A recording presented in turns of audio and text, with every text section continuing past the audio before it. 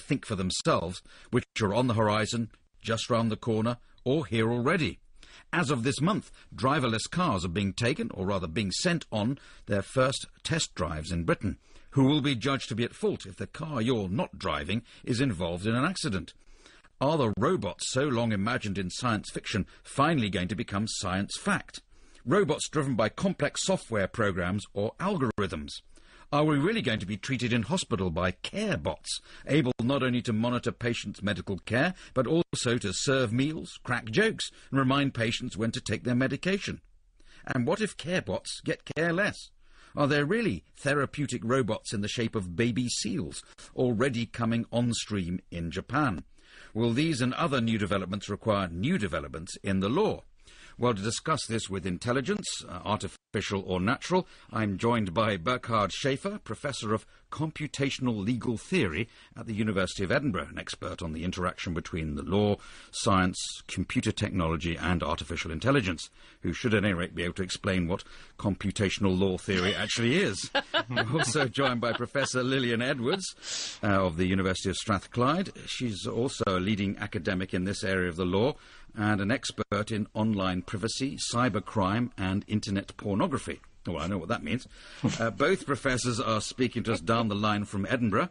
With me in the studio in London, we have Mark Deem, a solicitor advocate and commercial litigator with a special interest in legal issues which impact on new technologies, and Jani Riordan, a barrister specialising in areas of intellectual property, technological litigation, with particular expertise in disputes involving the internet and computer technology.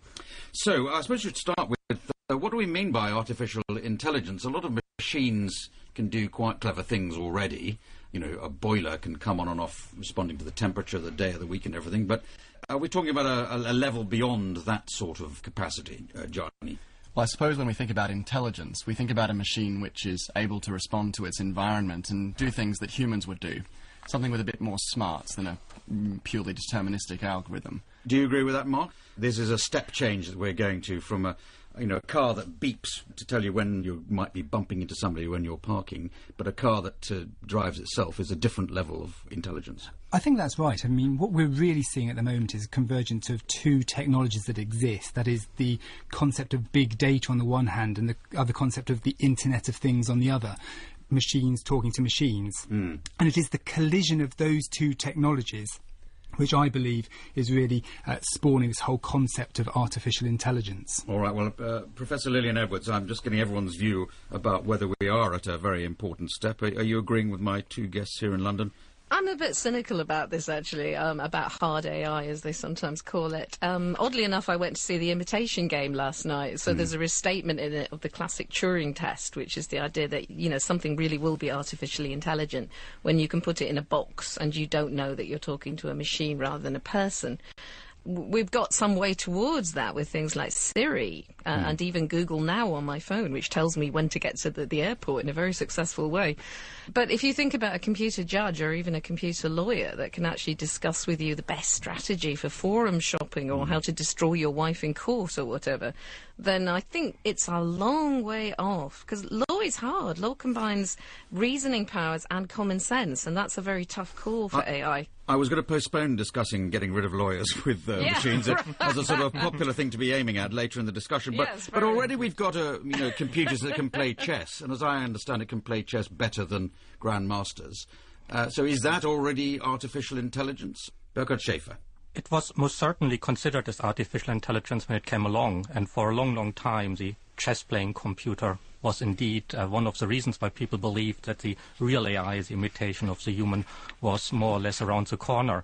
That was, as you say, a long time ago, and one of the things that happened since was something that is sometimes called the long winter of AI, that the term fell out of fashion, that expectations in the public were overhyped, that the type of AI we find in the movies never quite materialized. Intelligence in this context also is about data, the amount of data that can be processed, and there we definitely have a watershed. Our ability to process larger and larger amounts of data becomes more and more pronounced, and that will raise some of the legal issues we are discussing today. Yes, just while we're dwelling on this point for the moment, if there's enough data can be analysed quickly enough, does that get closer to being something could easily be described as intelligent. Are we getting close to that now, just because of the processing power? Johnny? Well, what all this data gets you access to is a very large training set, which allows you to train your algorithms to make them smarter. But you have to still design those algorithms, and that still requires human brain power. And then we have to ask the right questions to those algorithms and get them crunching the right numbers. Oh, well, before we get on to algorithms, let's come with something more concrete and more crunching, I suppose, because autonomous robot cars are very nearly with us. Maybe they are with us already. The government is currently consulting about changing laws to allow the testing of prototype vehicles on UK roads. Robot engineer Sebastian Thrun has been involved in designing Google's proposed driverless car, and he told an audience at a TEDx Brussels talk that these autonomous cars must happen. I think we can really reduce traffic accidents by 90% down to a tenth what it is today. We can reduce wasted commute time by 90%. We can reduce energy waste by 90%. And we can reduce the number of cars by 90%. We're just moving a step forward. So my question, my challenge to all of you is be ready to take the next step. Because when the step comes, I will be calling on all of you, your legislators, your lawyers, your engineers, to help me turn this into reality. Well, that's a rallying cry, but Burkhard Schaefer, do you think driverless cars are the way forward, and indeed the way to reverse as well? Well, personally, not only do I not use a mobile phone because it baffles me, I also never managed to pass a driver's license, despite several attempts. So for me, automated cars are probably the great hope at the horizon. So I really, really want these things to come along from a personal perspective. I'm just worried about you as participating in this discussion about technology. You don't use a mobile phone. Car driving's a bit different because it requires lots of things. Indeed. Intelligence, spatial awareness, and all sorts of things. But all things that I'm desperately lacking. So a robot would probably improve on me. If it improves on the average driver is a different question. So the 90% reduction in fatalities or accidents sounds very good. And it probably is a good reason to push ahead with this. We should nonetheless think if these 90% are equally distributed. So we might see a huge drop in fatalities or accidents between cars. That's great. Yes. But what happens to those traffic participants that are not equipped with this machinery? Pedestrians, bicycle riders. We could see a reduction in accidents for cars, but at the same time an increase in the accidents with pedestrians. And then we have to ask ourselves as a society if that is something that we really want, if that is a trade-off we find acceptable. Well, Lynn, I hear you reacting to that, but then that depends upon just the equipment, doesn't it? The cameras or whatever that's going to guide the vehicle. No? Not entirely. No. There's a really interesting problem, which actually Burkhard probably knows more about, called the collision problem, which is if you build in an algorithm for it, say, to avoid a child that runs out in front of the road, the algorithm may take it straight into the adult who is standing in the right place by the side of the road. So you end up with these very difficult kind of unintended consequences, and it may not be possible to avoid all of these consequences. It might be the answer is a bit like the Edinburgh trams, perhaps, is to have an area where humans are not meant to be, but that would probably require retooling the cities of a small place like the UK quite a lot. We're expecting these things to come along rather quicker than the Edinburgh tram to come along. But just on the algorithm point, presumably you designed it, say it avoids a child, but it must also be able to be aware of the adult and avoid the adult as well. And, okay, if it's not possible to avoid, it has to be one or other of them. It's no worse than a driver trying to cope with that situation. I think as human beings, we sometimes cherish our ignorance. There are certain things we can't predict, there are certain things we can't plan for. That is part of the human condition. And that is why you can drive. You get into your car without having to think, what will I do in these worst of possible circumstances?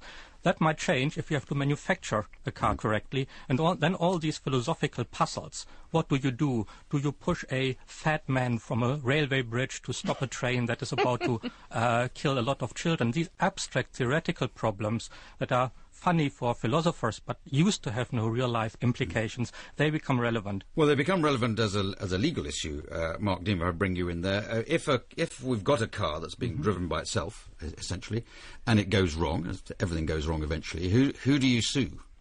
Well, it's a tricky question in so many ways, but if we were looking at this automated car as being a combination of data set, data capture, if you like, coupled with an algorithm that's interpreting that data, there has to be a very good reason for saying that it is actually the programmers of that car, the people that have designed the software, that inevitably have to take a lot more responsibility for what might ultimately go wrong. Well, it must be their fault, though, mustn't it? Unless somebody has thrown themselves in front of the car, if the car has negotiated itself along a street, but then has inadvertently ploughed into a bus queue or whatever it does, it must be the designer of the algorithm or the car that's at fault. But there is a potential here that if we're relying on data, we're relying on connectivity, we're relying on algorithms, that there may be a third party who is trying to attack that algorithm. A cyber incident may occur, which could take the responsibility away from those that have programmed the car in the first place to those that are now seeking to cause damage and cause problems with the algorithm in the way it operates. All right. Johnny, this is putting me off the idea of this. If cyber attack is going to be another reason for causing... I suspect that's probably a rare case rather than the norm. Yeah. I mean, the way I see it, there are basically four possibilities. Either the manufacturer or the designer of the car could be liable, the driver or the passenger in the car could be liable, the person with the ability to control the car. A third party could be liable, like the operator of another car or someone who jumped in front of the car or otherwise caused the accident. Or it could be the owner of the car, the person who owns the physical object and lets other people use it. Well, brilliant. As a lawyer, you've identified four parties to the case, so that's four sets of lawyers who might be involved. Well, the pragmatist's advice might be that you sue all of them and that they work out among themselves which of them will contribute. Yes. So would you say, at this point in this discussion, you're saying, well, the law as it exists is probably okay to cope with something as potentially immediate as a driverless car? It's very, very difficult to quantify in mathematical terms or otherwise the degree of the risk that is associated with a driverless car, because a road is a very complex system with many different variables, many different actors interacting simultaneously, and many potential unexpected events. But I think the starting point is that we already have a very, very well-established legal regime in place for regulating users of our motorways and for attributing liability for things that go wrong on our motorways. And we would need to establish pretty compelling evidence for interfering in that regime just because we have a new technology. Indeed, the question could be asked whether it is that new. Humans have surrounded themselves with intelligent semi-autonomous decision makers for a very, very long time, and on the roads these used to be horses.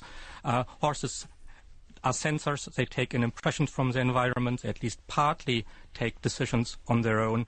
And if a horse causes an accident in the Victorian London, questions could be, was it the fault of the driver? Was it the fault of the horse trainer? Maybe the horse was badly trained. Was it the fault of someone else slapping the horse inappropriately on its back? So people had modes of behavior that were appropriate to cope with this type of semi-autonomous intelligent decision makers, and the law adjusted accordingly. It was reasonable to do certain things when a horse was around that are maybe equally reasonable to do when an automated car is around. That's perfect. We can just go back to old Victorian precedents for dealing with traffic accidents with horses. Perfect. And I think on that point, animals were put on trial in England until about mid-last century. Well, I think there are rarities, but let me come on to, away from cars and on to what I think are called care bots. 私の名前は黒川です。いくつですか？26歳です。一緒に写真を撮りませんか？ええ。 Right. Well, if you speak Japanese, you'll know that that is a robot involved in care. But this leads on to this.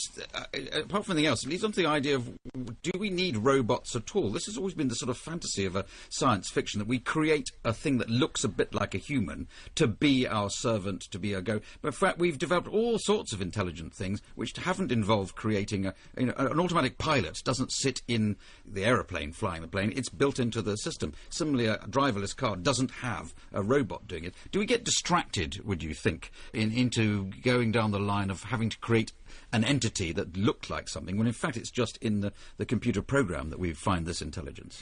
Well, there's 2 points that come to mind there. First of all, the human is designed to be a multi-purpose machine in a very clever way. When we're designing, very inadequate robot substitutes, we can just get fit for one task. So there is no need for it to look like a human being. And the only exception I can think of for that is probably sex bots, which I see we might be discussing later. But the other point, What's a sex bot? Can you spell that out for us? I got stuck with that one. Most known in experiments in Japan, where certain robot engineers have indeed been building robots that look exactly like their wives, which I find slightly creepy. But generally a sex bot would be a humanoid appearing, usually female robot that can perform sexual tasks.